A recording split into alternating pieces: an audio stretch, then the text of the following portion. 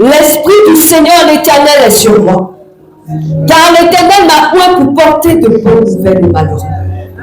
Lorsqu'on parle de malheureux, il s'agit de personnes qui ont été atteintes par un malheur.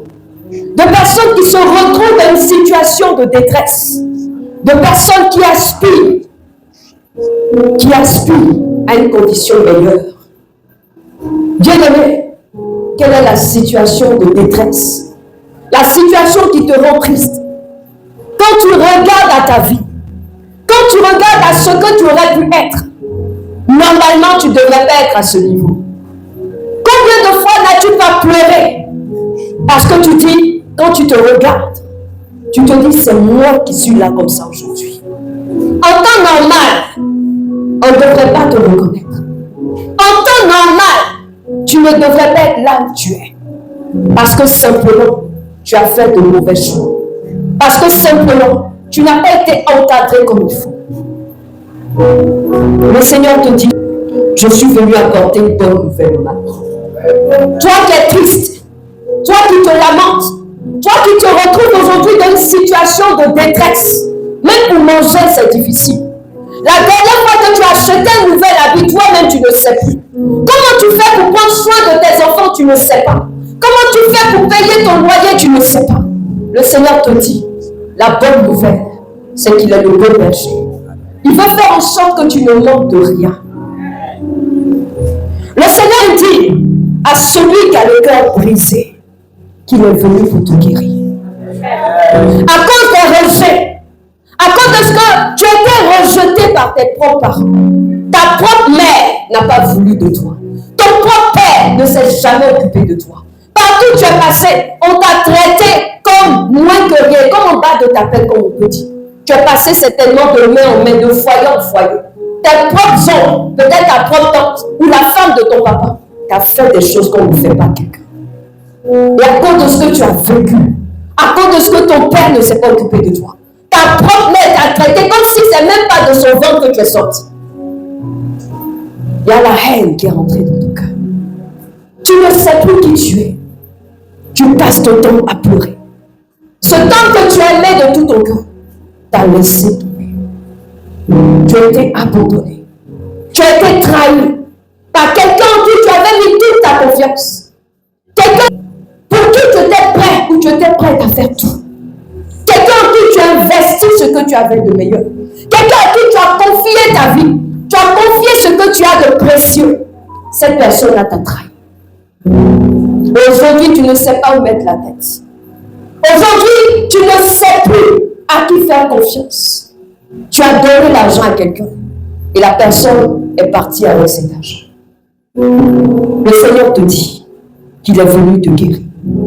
Toi qui as été injustement traité, toi qui as été maltraité, le Seigneur te dit qu'il est venu te guérir. Toi qui as été violé, laisse-moi te dire une chose. Dieu n'est pas venu pour les bien portants. Jésus n'est pas venu pour ceux qui sont parfaits. Il a versé son sang justement pour laver ta vie de toute espèce d'impureté. Laisse-moi te dire que le viol que tu as subi, l'avortement que tu as eu à faire, tout ce que tu as commis comme action dans le passé, ne font pas de toi la personne que Dieu a créée. Cela ne détermine pas ta valeur. Parce que Dieu te voit au-delà. C'est ce Dieu grand-là qui a dit à Moïse qui a tué quelqu'un. Tu es mon prophète, je t'envoie pour délivrer le peuple d'Israël. C'est ce Dieu-là qui a dit à Paul, c'est toi qui as tué des gens, qui a tué des femmes et des enfants, qui a maltraité, qui a persécuté des gens. Il a dit, je t'envoie pour parler aux nations. Cette femme qui était prostituée, c'est celle-là dont Jésus a dit qu'à chaque fois qu'on parlera de l'évangile, on racontera en mémoire ce qu'elle a fait. Parce qu'elle a versé un parfum de grand prix sur la vie de Jésus. Ce que tu as fait ne détermine pas qui tu es. Écoute-moi, tu es une créature si merveilleuse. Celui qui t'a fondé avant la fondation dit qu'il te connaît par ton nom. Celui qui t'a formé à son image dit que tu as sa ressemblance. Il a posé en toi sa semence. Il a posé en toi son pouvoir. Il sait de combien d'organes, de cheveux il t'a formé. Il sait les talents qu'il a déposés en toi. Il sait les projets qu'il a pour toi. Ce que tu as vécu depuis toutes ces années, Ce n'est rien comparé à la gloire qui t'attend devant. Ton passé ne détermine pas ton futur.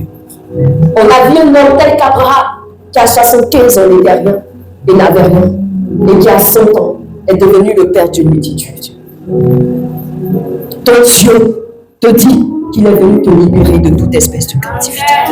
Il est venu t'ouvrir les portes des prisons. Alléluia. Est-ce que tu peux parler à ce Dieu? Est-ce que tu peux ouvrir la bouche pour dire, je croyais que tout était perdu pour moi. Je ne savais pas que j'avais du prix à tes yeux. Oh, on t'a dit que tu n'as rien. On t'a dit que tu ne vaux rien. On ne peut pas te faire confiance. Rien de bon ne peut sortir de toi.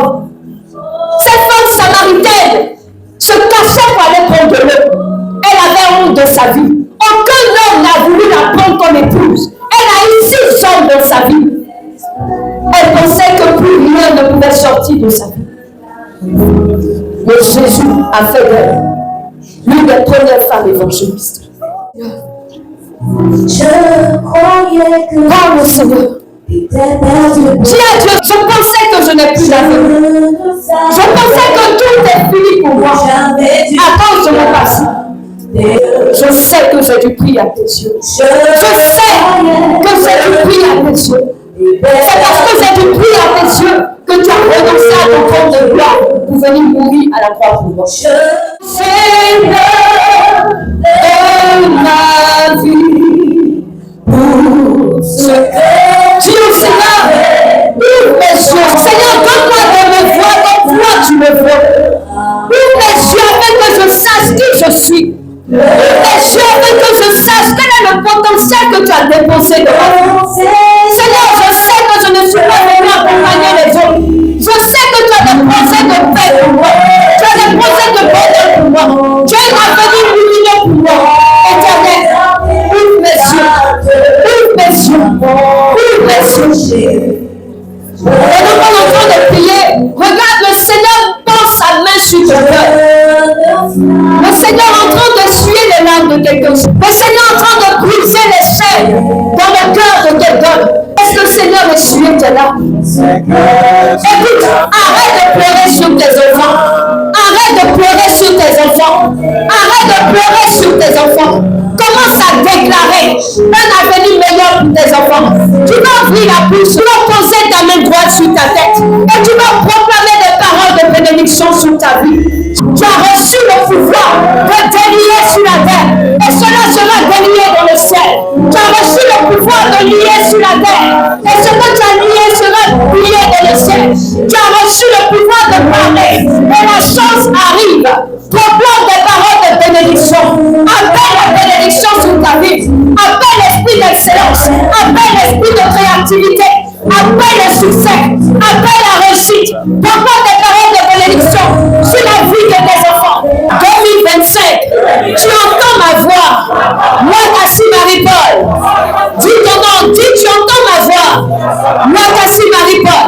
À partir de ce jour, tu m'inscris au nombre des personnes de succès, de réussite, au nombre des personnes qui réalisent, qui entreprennent, qui réussissent dans leurs entreprises.